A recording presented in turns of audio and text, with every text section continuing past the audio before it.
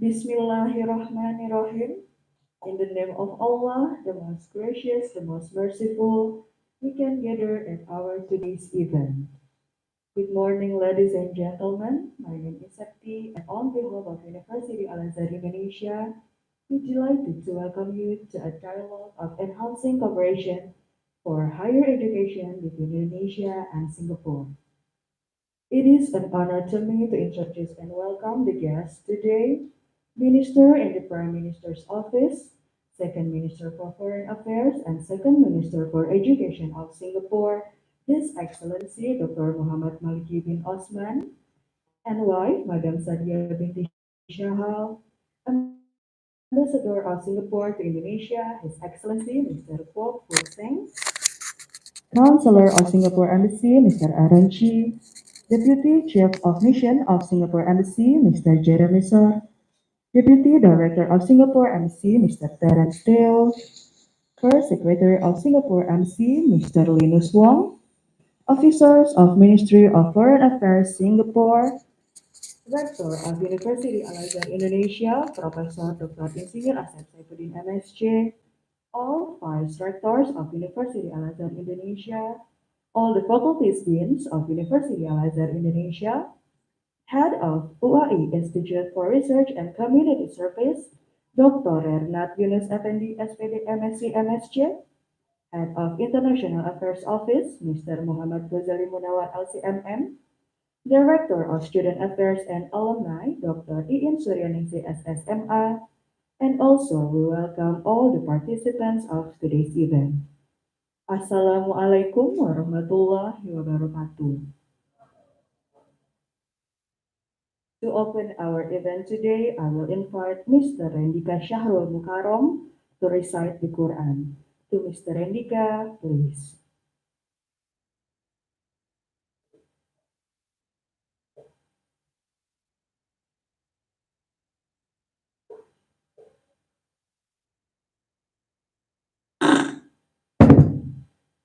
Bismillahirrahmanirrahim. Assalamualaikum warahmatullahi wabarakatuh.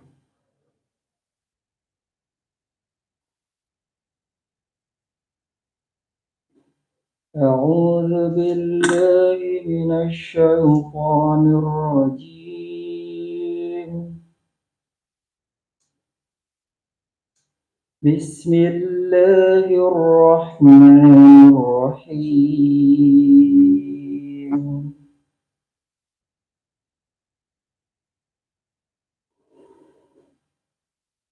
يا أيها الذين آمنوا إذا قيل لكم تفسحوا في المجالس فافسحوا يفسح الله لكم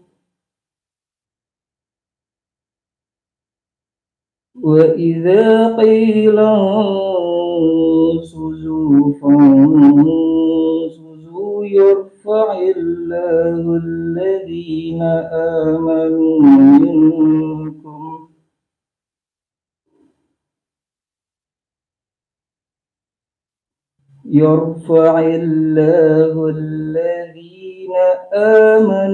منكم والذين أوتوا العلم درجات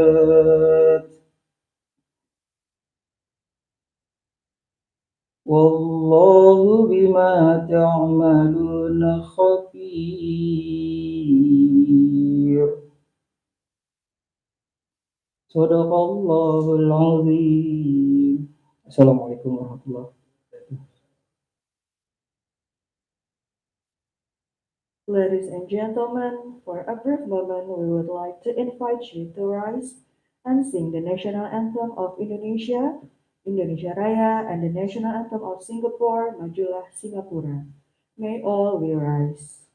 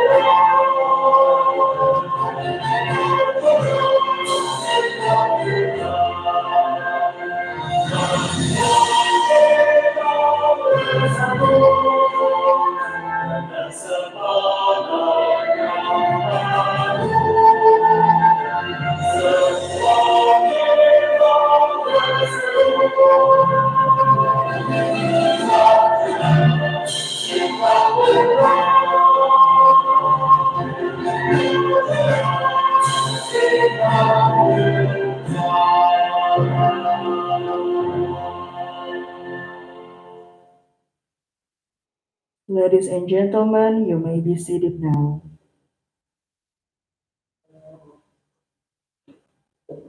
We are now going to have a welcome speech from Rector of University Al-Azhar Indonesia, Professor Dr. Insinyur Asep Saifuddin MSc. The Professor Asep, the floor is yours.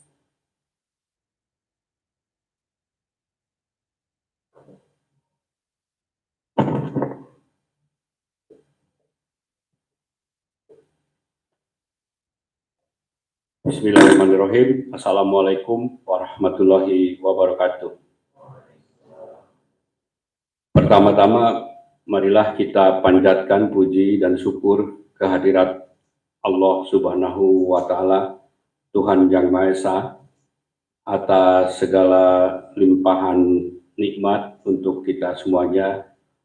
Alhamdulillah kita bisa bersilaturahim di ruang ini. Bersama-sama kita nanti akan mendengarkan dan berdiskusi dengan Menteri Luar Negeri dan juga beliau adalah Menteri Pendidikan, Bapak Dr. Mohamad Maliki Osman. Terima kasih Pak Menteri. Kita berikan aplaus buat Pak Menteri.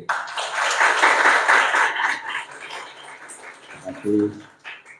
Pada kesempatan ini juga Pak Menteri didampingi oleh Ambassador dari Republik of Singapore, kami persilahkan Bapak Mr. His Excellency Mr. Fok Seng untuk berdiri. Silakan. Ini adalah Pak Seng. Terima kasih Pak. Banyak lagi di sini ada Pak Jeremy, Wakil Dubes. Pak, silakan Pak berdiri Pak. Ya. Jadi ini intinya bersilaturahim ya Pak. Jadi kami juga mungkin ada beberapa yang ingin kami kenalkan. Tadi kami sudah memperkenalkan para wakil rektor di ruang rektor. Di sini ada beberapa wakil dekan, perwakilan dari fakultas. Yang paling sana ada Pak Hidayat, dekan Fakultas Sains Teknologi. Kemudian Ibu Lucy, dekan Fakultas Ilmu Pengetahuan Budaya. Kemudian ada Pak Dekan Pak Kuncoro. Pak Kuncoro ini dekan Fakultas Ekonomi dan Bisnis. Kemudian ada Pak Fides. Pak Fides ini adalah dekan Fakultas Psikologi dan Pendidikan. Kemudian ada Pak Dekan Pak Hidayat, Yusuf Hidayat. Ini, beliau adalah dekan Fakultas Hukum. Dan juga ada Direktur Kemahasiswaan, Ibu Iin, silakan Bu Iin, ini adalah Direktur Kemahasiswaan. Jadi ada mahasiswa dari Singapura dan atau dari sini ke sana, nanti Bu Iin. Kemudian ada Kepala Lembaga Penelitian dan Pengabdian pada Masyarakat, Dr. Yunus, Pak Yunus. Ini yang bertanggung jawab terhadap riset di UAI. Ada Pak Dekan lagi nggak di sini? Kita dua semua. Oh, itu ada Wakil Dekan FISIP, Fakultas Ilmu Sosial dan Ilmu Politik. Pak Dekannya sedang tugas ya. Kemudian di sini ada para mahasiswa yang ingin dengar juga nanti Pak Menteri, generasi muda. Di sini ada yang tadi baca Al-Quran dari mahasiswa, dan juga nanti ada mahasiswa yang hadir di sini. Tidak saya kenalkan satu persatu, saya juga lupa namanya. Tapi ini mahasiswa ini adalah pada mereka yang semangat kalau nanti ke Singapura mau diterima ya Pak. Ya insya Allah. Dan ada Duta Bahasa DKI, Laura silakan berdiri. Ini Duta Bahasa dari pemerintah DKI, tetapi juga dari kerjasama dengan pemerintah pusat.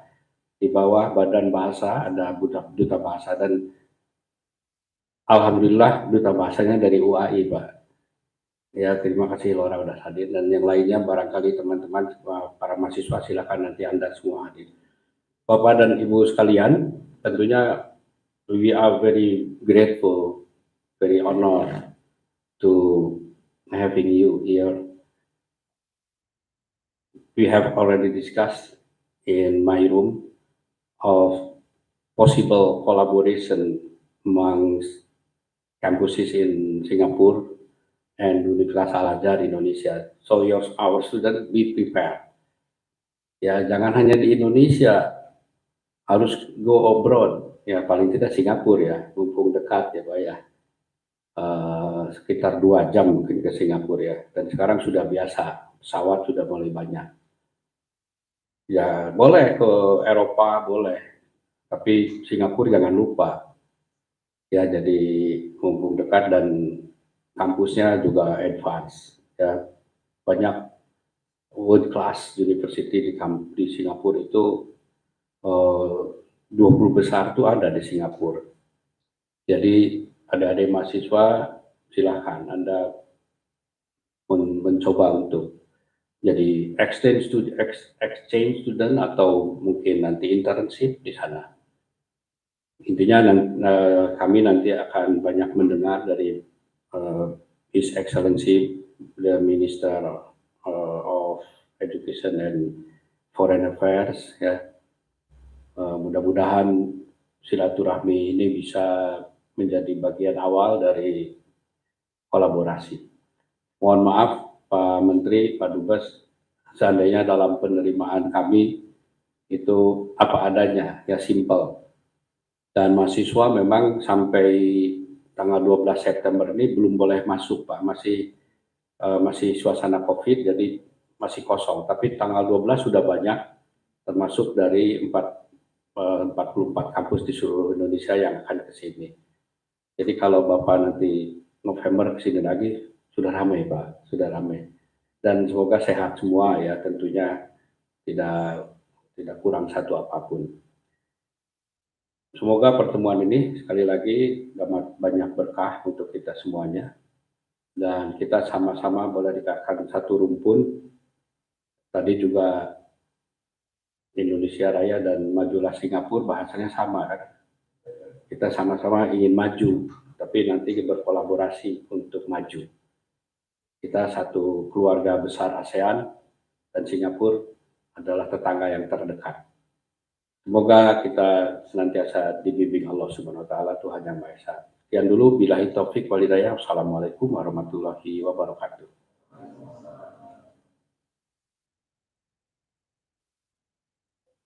Thank you, Professor Asep, for the warm welcome.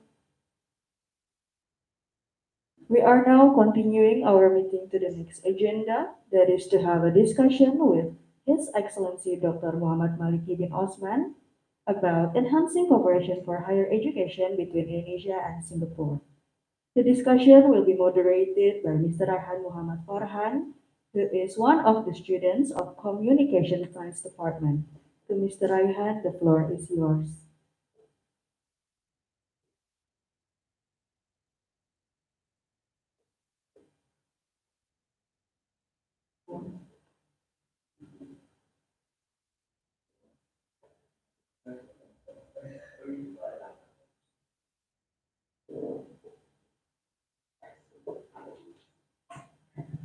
His Excellency, Minister in the Prime Minister's Office, Second Minister for Education, and Second Minister for Foreign Affairs of Singapore, Dr. Mohamad Maliki Osman, honorable guests from the Ministry of Education and Foreign Affairs, and ambassadors of Singapore, Rector of the University of al-azhar, Indonesia, Professor Dr. Insinyur Asep Saifuddin, honorable vice rectors, honorable deans, honorable heads of departments, fellow students, ladies and gentlemen.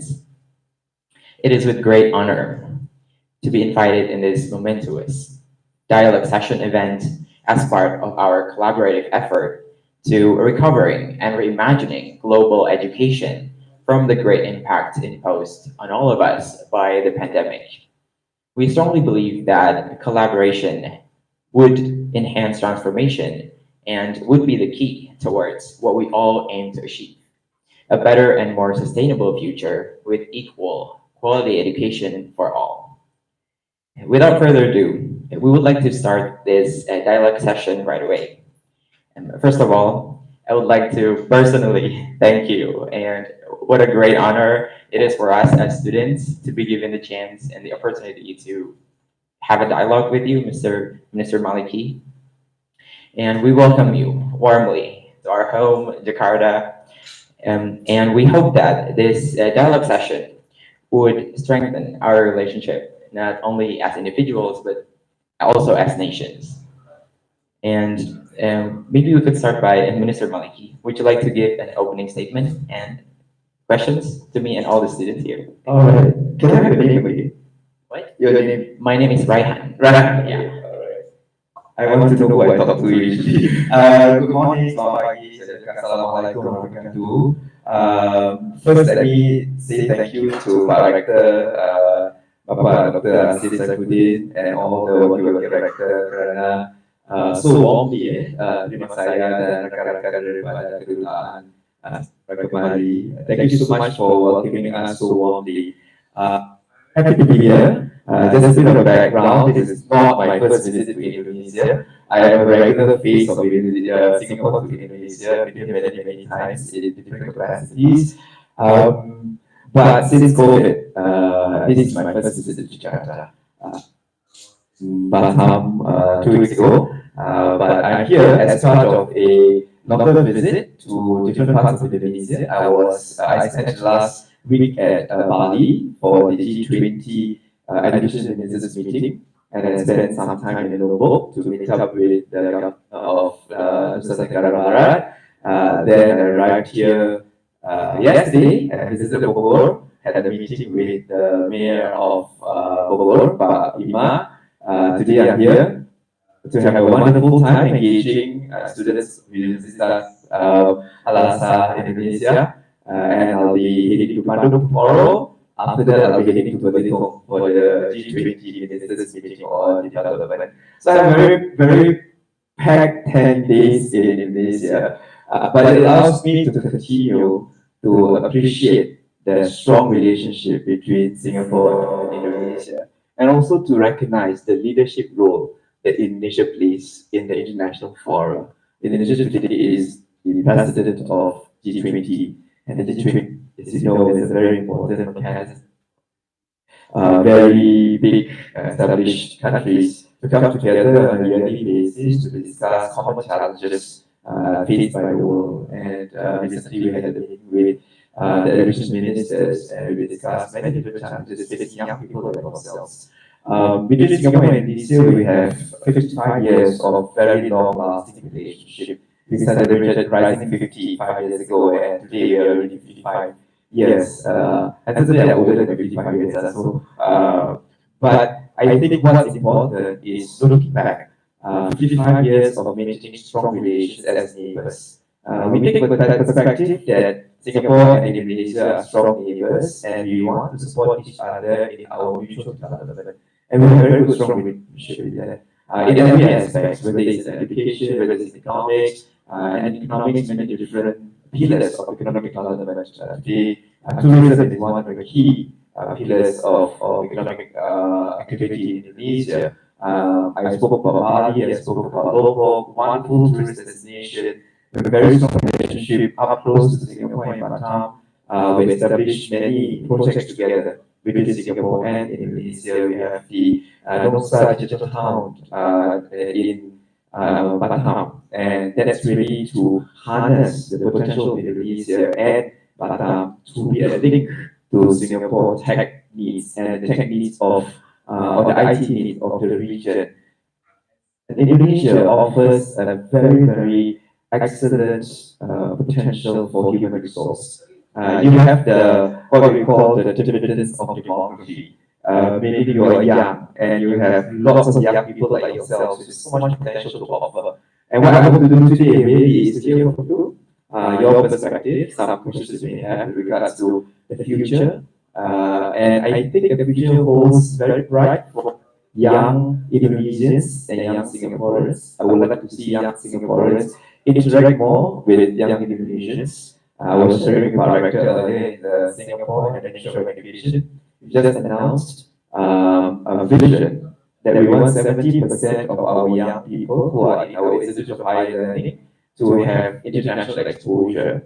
And on the 70%, 70% must be exposure in ASEAN countries, which includes Indonesia. And we welcome Indonesian young people to also spend time in Singapore. So, because you are the future, you need to build strong relationship with your peers, and so that you appreciate each other better, appreciate the culture, appreciate the lived experiences, and shared vision of the kind of future that you want. So I look forward to hearing from you and sharing with you my perspective on some of the concerns that you also. Thank you very much, Minister. And we are very excited to be given this opportunity. And we are, I personally have been to Singapore several times, so we here as students would very much love to experience what it would be like to be a student in Singapore, maybe in future collaborations.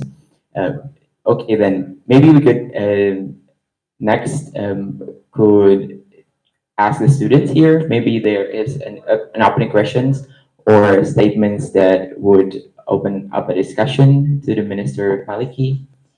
Is there any statements that we should go? We can use either language, bahasa Either or language. Okay, Minister. Yes. Please, the floor is yours.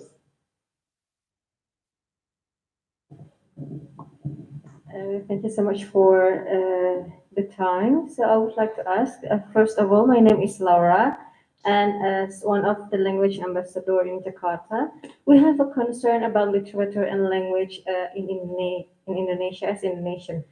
As you mentioned, sir, that we have to, as the youth, we have to expose to the international exposure. But in the same time, we know that we have a crisis, a nationality crisis, especially in language. So, what do you think? What kind of step that the youth should take so that we can make it balance? I think that's all. Thank you. Thank you very much. Language is a door for communication, as we know that. It all depends on the philosophy and systems that you put in place. I give you a simple experience, and then you can see how the Indonesian experience can also pick up from our experience. In Singapore, we started out in 1960s, where English was there because we were colonized by the British, but the number of people who were able to speak English at that time was quite limited.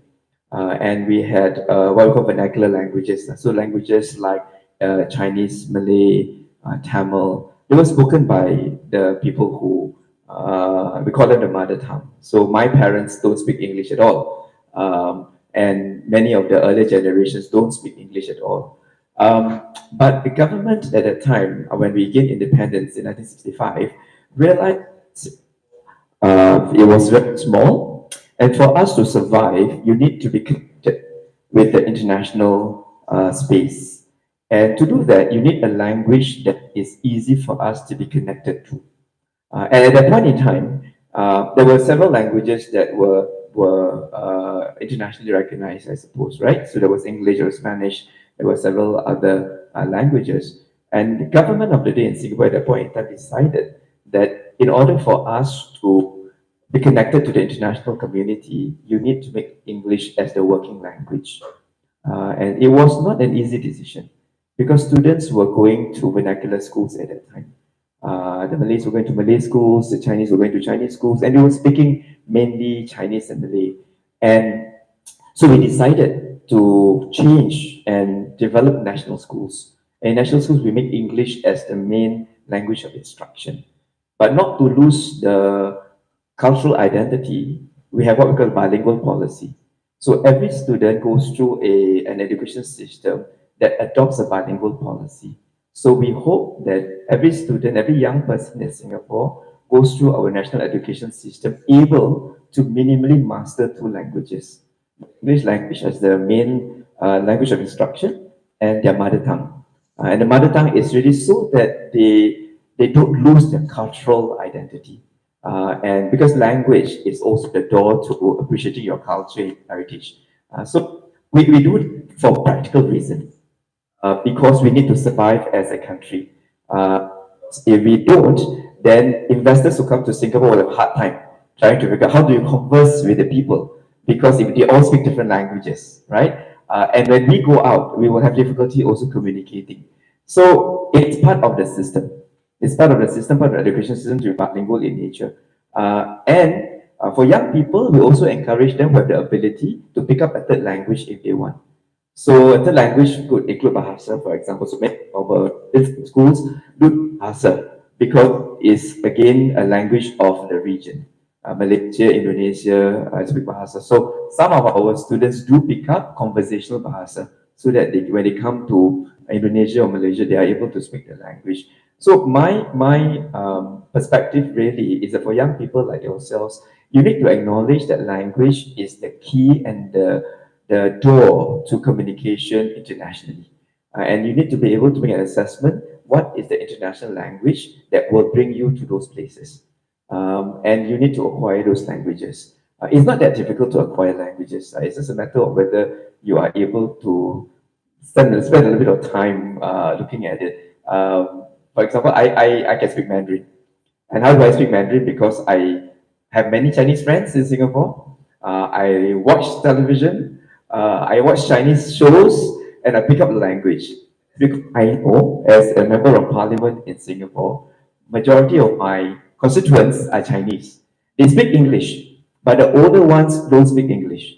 So in order for me to communicate with them, I pick up Mandarin so that I can speak Mandarin to them. So it's to each of us, it's really our assessment of what is practical and what is necessary.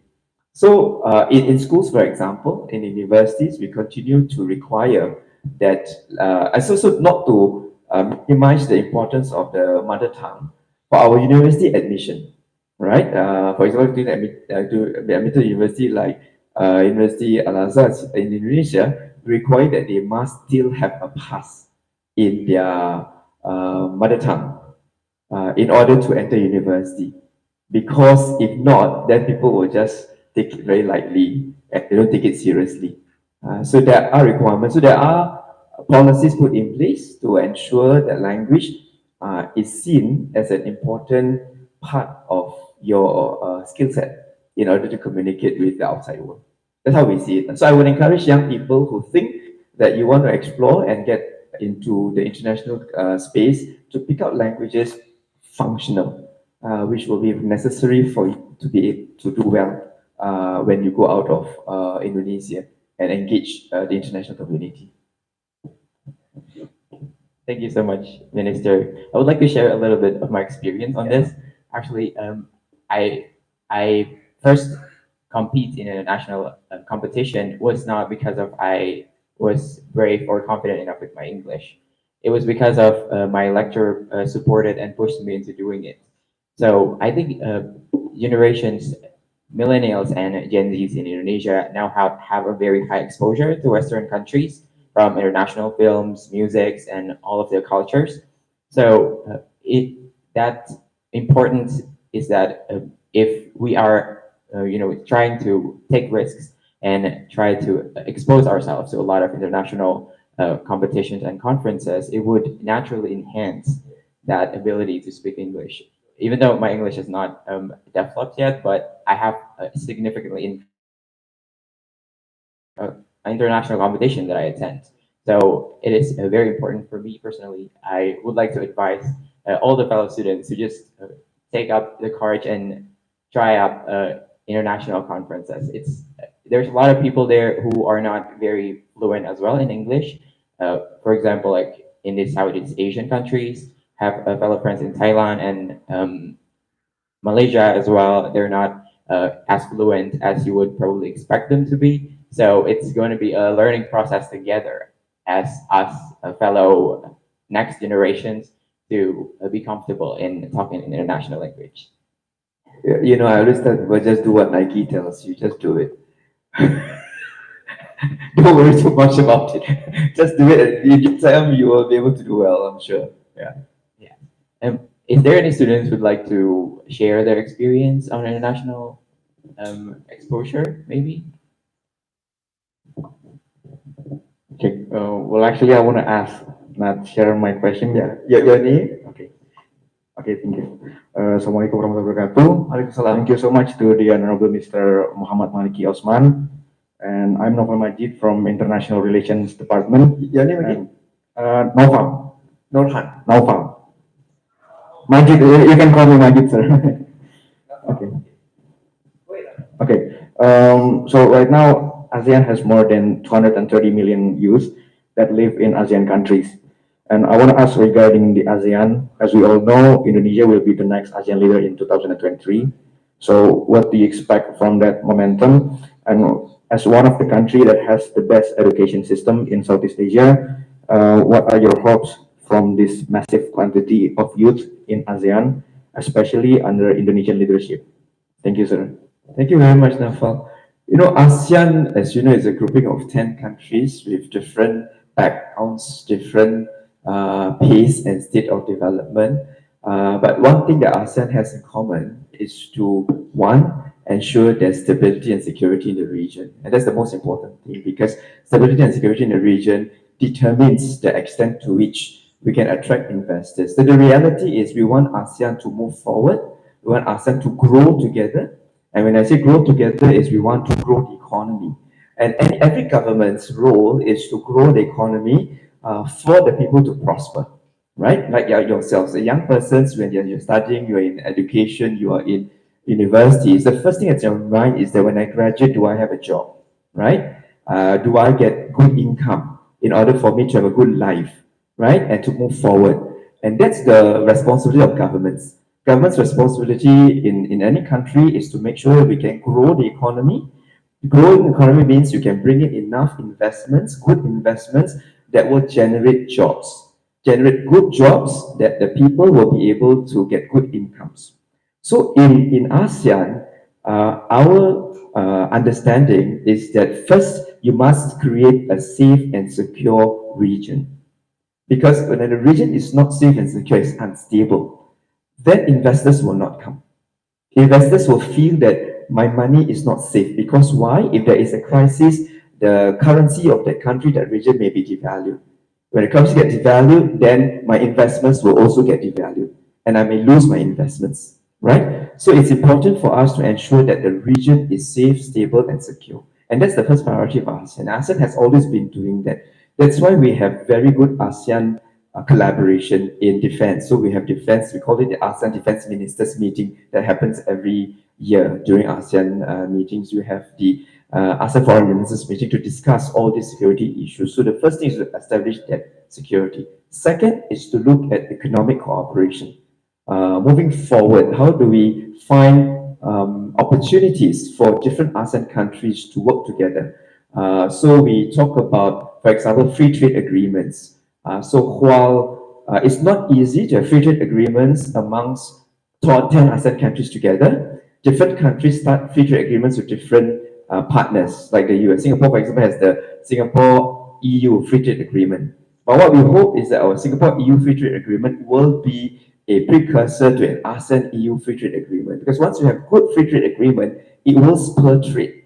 It will spur trade and it will spur economic activity. And that will benefit the whole region. So you're absolutely right that ASEAN has, as I mentioned earlier, the demographic dividend to reap because you're very, very young.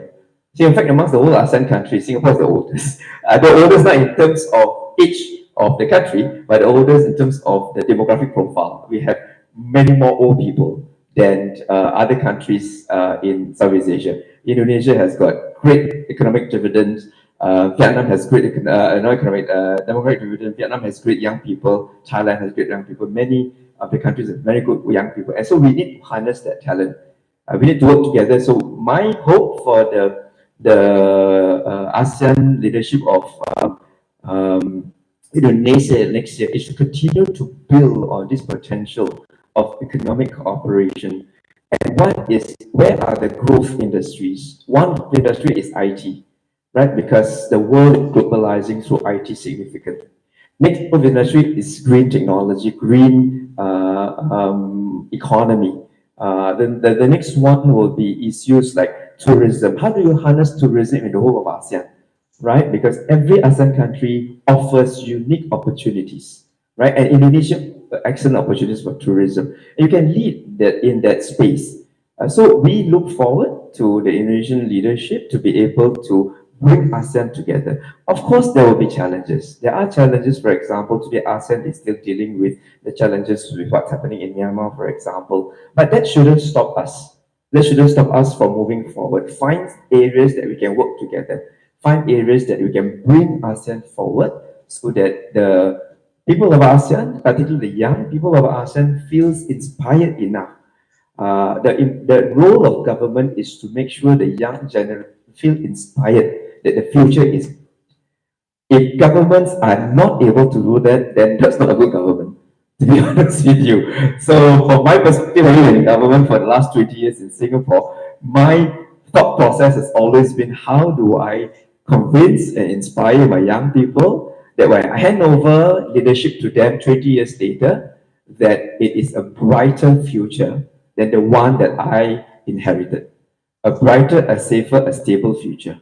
And that's what we want to do. Individual countries ought to do that, and collectively, as ASEAN, we ought to do that.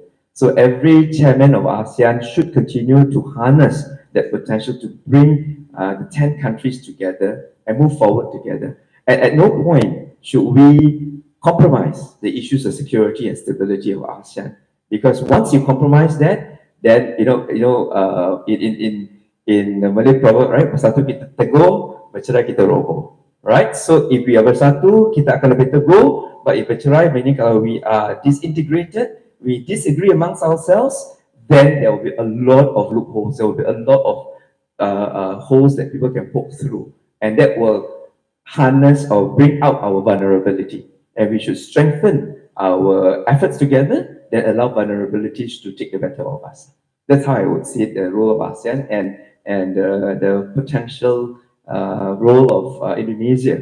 And Indonesia is one of the biggest countries in Southeast Asia, and you played very good leadership role in many international fora, including the current role that you are as president of G20. Yeah. Thank you so much, Minister Maliki. Thank you. The first point that you've mentioned about we have to ensure the security and stability of our region. Maybe I want to ask, we as future generations, youth, right now, what kind of advice would you give us? What kind of action we could do to ensure that the future of our region is secure and safe and stable? Because most of the time, maybe we feel like we're hopeless as civilians. We feel like we can't do anything to ensure that. We rely heavily on the government, and it feels like we can do, and we can take part of that security and stability. Okay. I think on the contrary, Rahan, I don't think young people are feeling hopeless or helpless. I'm very inspired when I come to Indonesia all the time, because I see Indonesia as a country that has been producing excellent young entrepreneurs. Your tech space is amazing, right? I've just learned about Tokopedia, yeah? Yeah, I mean, this is just one, Gojek. You have so many ones that are coming out from a country like Indonesia. It's understandable because you have a big population, right? But you have an excellent ecosystem where young people can just find spaces and do well and take risk. And the nature of youth, you must be prepared to take risk. Even prepared to take risk the wrong way anyway, right? And taking risk, fail. Prepared to fail. It's only when you fail that you get better. If you think that you're going to succeed all the time, you will succeed, but with limited progress, because you are all very consumed with wanting to do well all the time. But entrepreneurs are the ones who will be able to do better. But to your question about how young people can play a role in ensuring the stability and security of the region, and that's really where the one is appreciation of the region and understanding the region well, the history of it. Must understand history. Unfortunately, young people don't quite like history.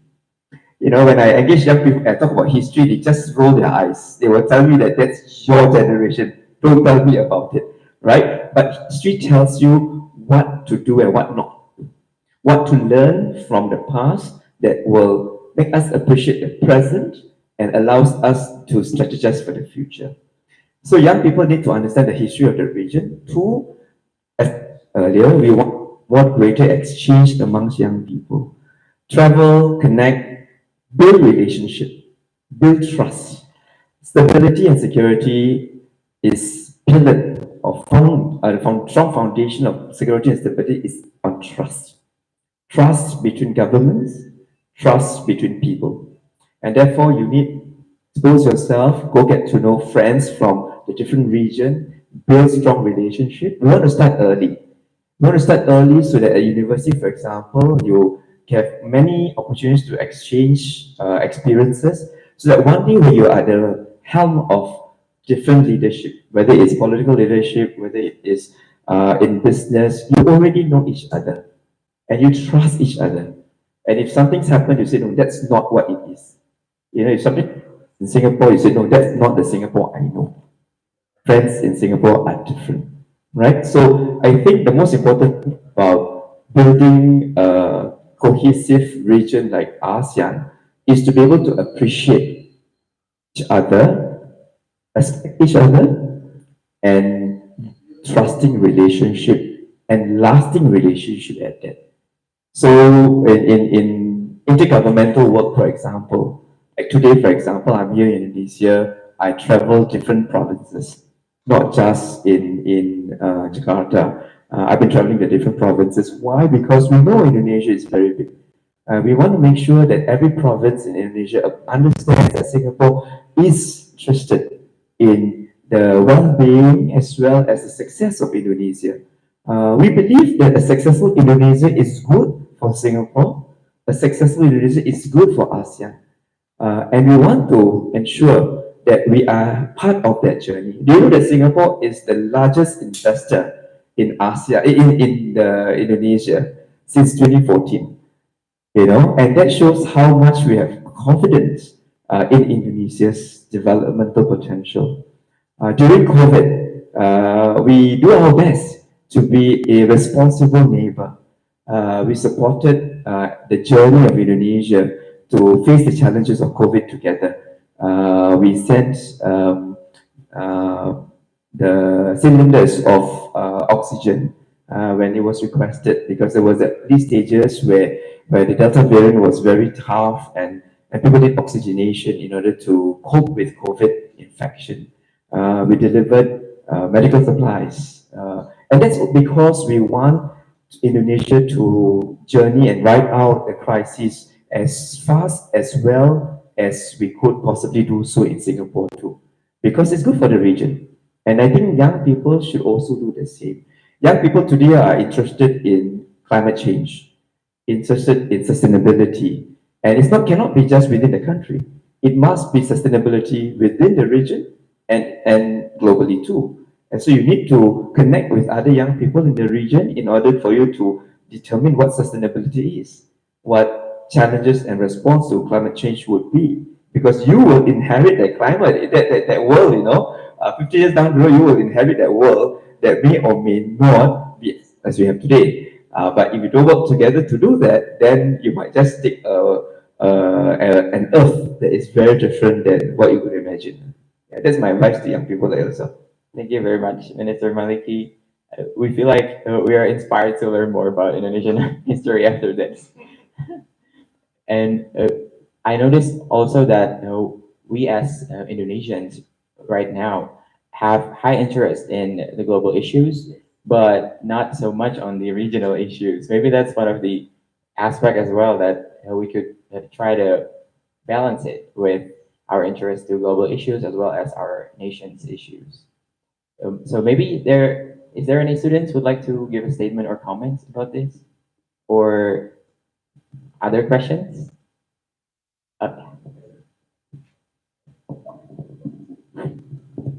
Okay. Thank you for the opportunities, Mr. Mohamad Maliki. Actually, I have one question that still in my mind since the first session. Here's the problem. We Can I have your name? Yes. Like your name. Namanya. Oh, sorry. My name is Mohamad Wahyu and I'm international relations student. Okay. My question is, we have a very big human resources, but a very big human resources would be meaningless if the human resources has no quality at all. Well, the problem is to have a good human resources, we have to access education. Well, we have to back to the root, how we access educations. Since the pandemic of COVID-19, we cannot lie. There is a social gap between the rich and the poor. The rich can very, very easily to access education, and the poor is very, very hard to access it due to the cost. Well, my question is, what do you think of this social condition? And can Indonesia and Singapore solve this together? And if we can solve it, how do we solve it? Thank you, sir. That's my question. Thank you. Wahyu, yeah? Right? Okay. I didn't quite hear your name earlier. What you're saying is really an outcome of development in any society. We call it the equality, social inequality that exists when not just because of COVID, but when any society develop over time, there will always be those who move faster and do better, and there will always be those who are lagging behind, and those lagging behind will continue to have challenges, and so there will be what we call the gap, right? This is what we call the inequality. It exists in Singapore also. It exists in any society. The challenge really is how do we respond to it? How do we reduce the inequality? It will exist because not everybody are endowed or has the same resources. Like you say, the richer can get richer, the poorer gets poorer. So governments will have to decide how to respond to the inequality gap. In Singapore's experience, for example, the way we do the way we respond to inequality is we invest the resources given. We give more resource to the lower income to level them up, and then the higher income gets lesser. So our fiscal policy has always, so if you study economics, you will know the redistribution of resources, right? You take in taxes, and then the taxes get redistributed into various services of the government, right? Which are what we call the public good. So whether it's education, whether it's healthcare, whether it's defense, all the different expenditure of government, you take in from the taxes. But here, for social spending, for example, in healthcare and education, what we do is we inversely give the resources. We take in the taxes from the rich. So in Singapore, about 50% of the citizens do not pay personal income tax. We make personal income tax very competitive, that we only tax the top 20% pay 80% of the taxes, right? But majority don't pay personal income tax. When we draw the tax, we distribute more to the lower income, including in education. So at the Ministry of Education, for example, we put in more resources to schools. All schools get fair amount of resource, but we give higher resources to schools that have got higher needs, meaning that the schools are situated in communities that have got people who are from low income background, and we give a lot more resources there. That's the philosophy of the Singapore government. I won't be able to comment the Indonesian government's response because I'm not quite sure. But I'm pretty sure that they are also equally concerned with issues of inequality. What can Singapore do working with Indonesia, right? What Singapore does is really we have support programs to support different government agencies. We call it the Singapore Cooperation Program. The Singapore Cooperation Program is a program that Ministry of Foreign Affairs, my ministry, offers to different developing countries to help support human resource development, right? So either at the provincial level or at the national level. So at the provincial level, for example, I give you an example of Kota Jambi. Yeah, Kota Jambi is a kabupaten, right? And the mayor there is my good friend now, Kota Sharif. Sharif is very enthusiastic. So when I started making him, I offered the Singapore Cooperation Program. So he started with, I want to improve the educational abilities of my students. So let's talk about this. So we started with teacher training. So we send the school leaders of Jambi, meaning the school principals. They come to Singapore, they go for training. Fully funded by the Singapore government, we train them on how do you manage schools, how do you become a good school leader. Then we have teacher training. Some of the teachers come, and this is what we call the Train the Trainers program, where we train them so that they can go back and train their own educators. We have got training for their nurses, for example, in healthcare. So what we do in Singapore is we offer our experience with different provinces and many other governments too, to share, and if they are interested, then they can take on so that's the first aspect of human resource development that we are keen on supporting and working. The second one is on industrial development. So for example, I mentioned earlier about the Batam Digital Industrial Park, right? In Batam, where there's development of tech industry. And because we need tech talents, we need tech talents there, and we work with the Batam government, and we offer training for young Indonesians who are interested in tech development and talent development to participate in such courses, right? So we will not be able to go into the specifics in terms of schools because of the education system is within the purview of the central government, and we respect that. But in different aspects where we are able to collaborate with provincial governments, we are ready and prepared to support. And we have been supporting provincial governments to do that. So that's the reason why I travel to Indonesia regularly. That's where I meet the governors, I meet the wali kotas, and to discuss with them what are the developmental needs and plans that they may have, and how Singapore can be part of that journey with them. So, because I mentioned earlier, a successful kabupaten, a successful province is a successful Indonesia. And a successful Indonesia is good for Singapore because the region will prosper. And that's really what we do. So to answer your question, that's how we collaborate. So at the level to see how we can support Indonesia in relation to dealing with some of these issues. But you're absolutely right, because in Singapore, our key success was about human resource development. We invest significantly in our children right from very young, and we continue to do so. And because that's the only resource we have. Unlike Indonesia, you have the luxury of natural resources. Singapore has no natural resources at all. And our only resource is human resource. And the only way for us to succeed is to really invest in our human resource. Thank you very much, Minister Maliki. I would like to represent all the students here, as well as Indonesia as a whole, for the support and the help that Singapore gave Indonesia. And there's a lot of questions actually I would like to ask, and maybe we could then the students would do exchange program and learn a case study about how good the educational system is in Singapore, and maybe we could also learn more about the Uplift program. Yeah, the Uplift program. We actually like researched it because we have a lot of interest of the Singaporean educational system as a role model, as also as a template for us to learn and implement in Indonesia. So, is there any questions from participants?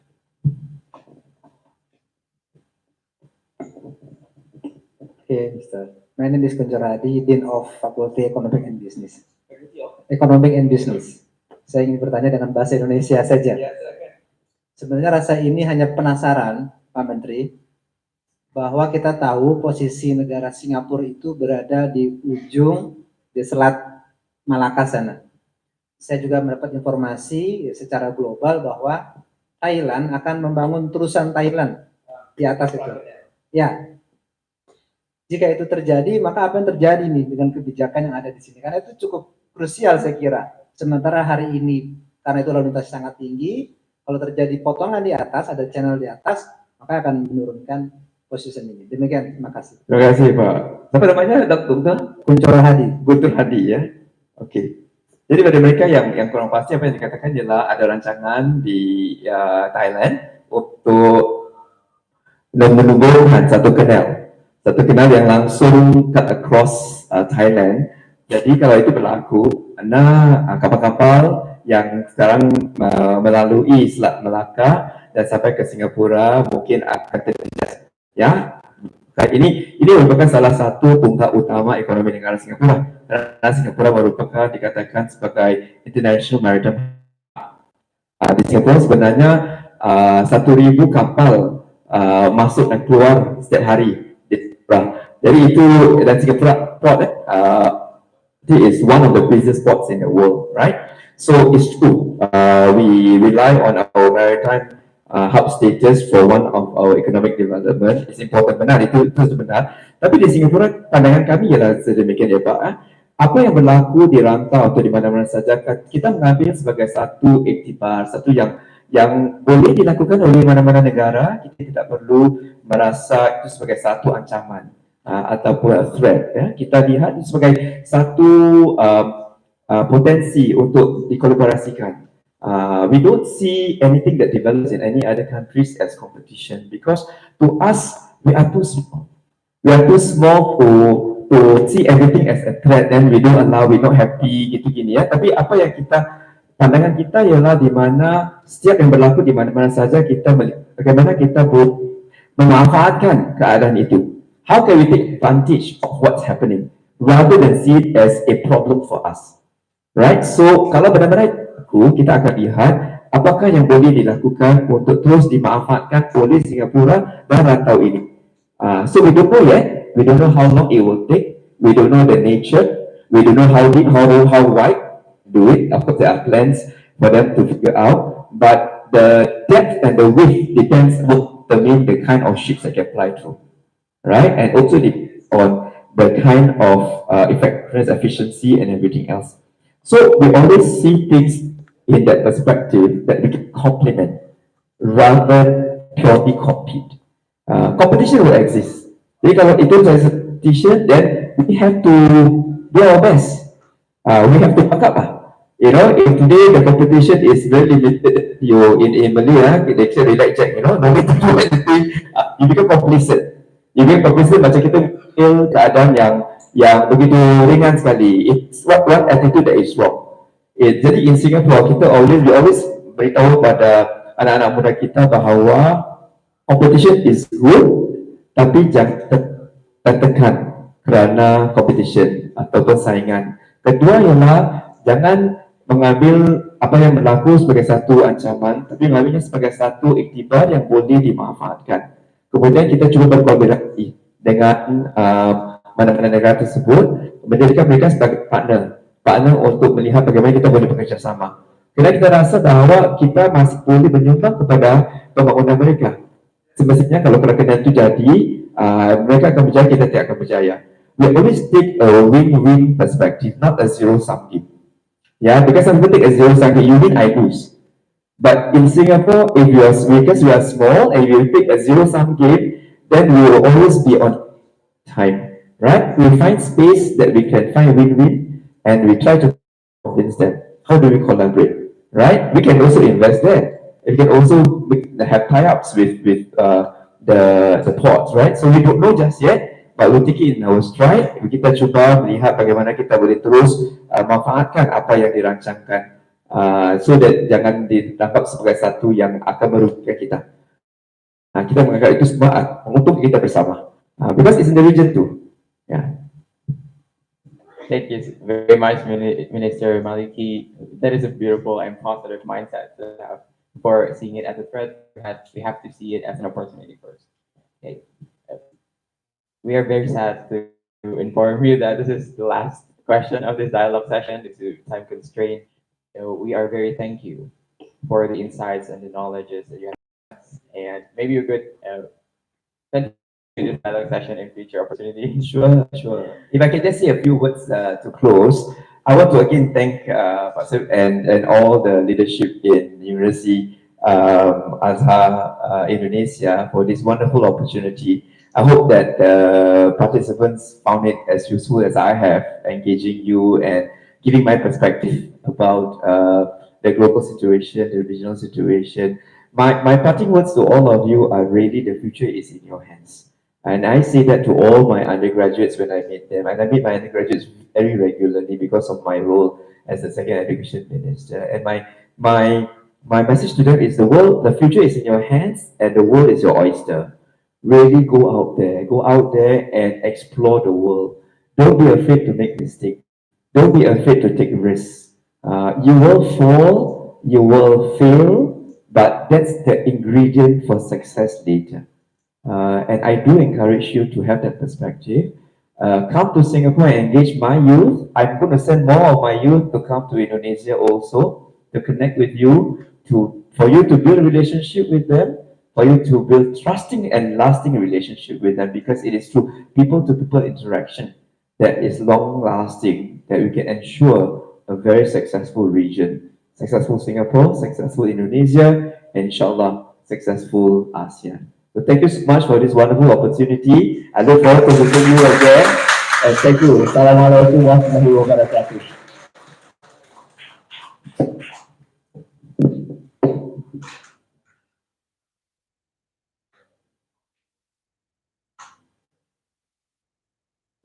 Ladies and gentlemen, we have reached the conclusion of our event today. But before we dismiss from this room, we are going to have a placard handover.